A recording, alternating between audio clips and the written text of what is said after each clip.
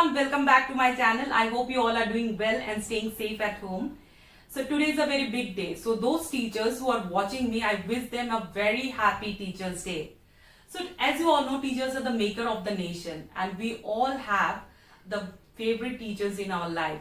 But some are very special. So if you ask me who is my favorite teacher, I would always say that it's my father. Because whatever education I did, where I am, whatever career I have chosen, I owe completely this to my father. So who is your favorite teacher? Kindly comment below. I would love to know that. Okay. So as I promised you all in my last video that I would come up with another video with the types of verbs. So here I am. Okay. So I will be talking to you all about two types of verbs, that is finite and non-finite verbs. So let me start. Oh, but before that, don't forget to like, share and subscribe to my channel. Also, don't forget to hit the bell icon so that you get instant notification. Okay, so let me start with it. So, I will start with finite verbs. Okay. So, finite verbs are basically controlled by the number of the subject. It is controlled by the number of the subject. Okay. Always remember, if the subject is singular, the verb will be plural. If the subject is plural, then the verb will be singular. I am showing you with example. She runs fast. They run fast. Okay. As you can see here, the subject is singular. She is a subject, it is singular. Runs is a verb, it is plural. Likewise, here you can see they. The subject is plural. And this run is singular. So, finite verb is controlled by the number of the subject. Next thing, finite verbs are also controlled by tenses. Okay, I am showing you. She teaches English. It's in present tense. She taught English. It's in past tense. She will teach English. It's in future tense. Okay. So, finite verbs are controlled by the number of the subject, also controlled by tenses. Remember it. Okay. Now, let me come to the next part of finite verbs.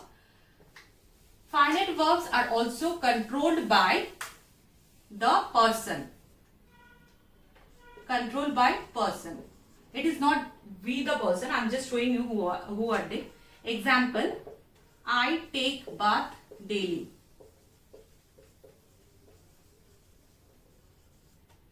She takes bath daily. So here you can see I is a first person and she is a third person. And this take and takes are finite verbs. Okay, I'm clear? So always remember, for the children out there, always remember, when a verb has a subject and a tense, it is always referred to as finite verbs. And it is controlled by number, tenses and person. Clear? Now let's come to the non-finite verb, just opposite of finite verbs. Okay.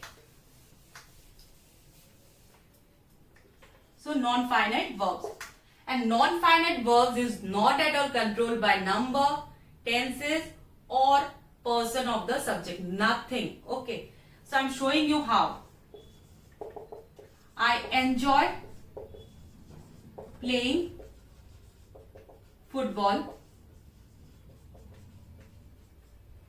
She enjoys playing football.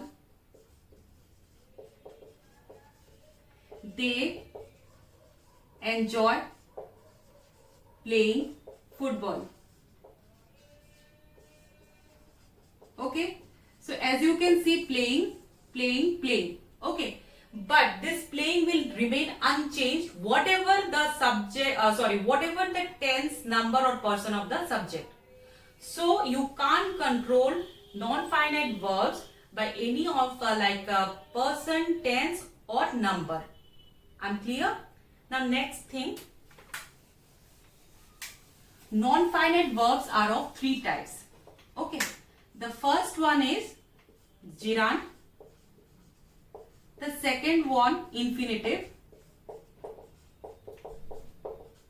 third one participle. So gerund is basically very easy. We use ing words, ing with verbs. These are called gerund. Like swim plus ing will become swimming. So swimming is a gerund. So swimming is the best exercise.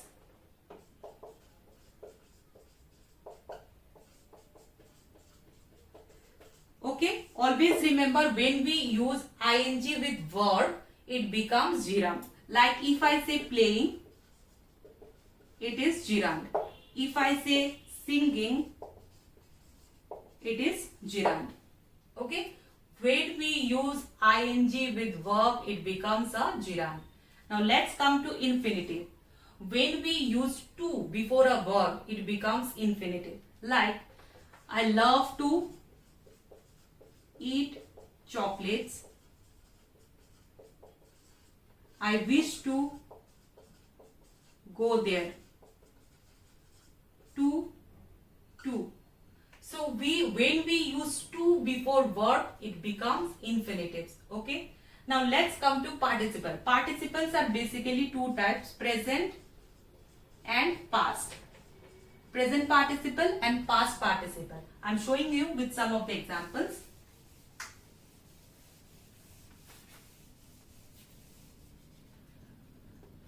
For present participle, we use ing with verbs like is, am, are, were, been. Like if I say he is going to movie tonight. Okay. So as you can see, going is a present participle and we have used it with is. So we need something with present participle to complete the sentence. So we mostly need ing with a verb. Now next, if I say I am singing a song. See, I have used am. Okay, with present participle. Now next one is past participle. Mostly we use ed or d to form a verb, like at the end of the verb, like ed, finish will become finished, play will become played.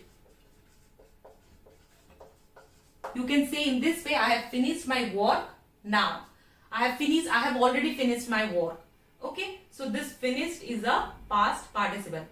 So this is what I was talking about, finite and also always remember finite verbs are controlled by number, subject and tense of the subject, whereas non-finite verbs are not controlled by number, tense and person of the subject. Whereas non-finite verbs are of three types, gerund, infinitive and participle. So gerund, how to make gerund? We always use ing with verb to make a gerund. For infinitive, we use to before a verb to make it infinitive, and for participle there are two kinds of participle, present and past.